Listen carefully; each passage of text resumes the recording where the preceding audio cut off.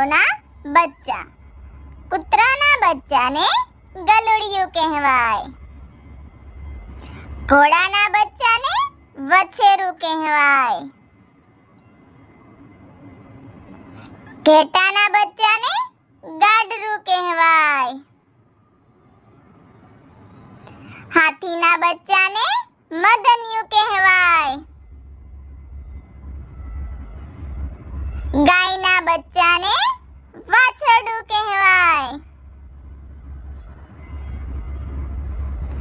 બિલાડીના બચ્ચાને મીંદડું કહેવાય.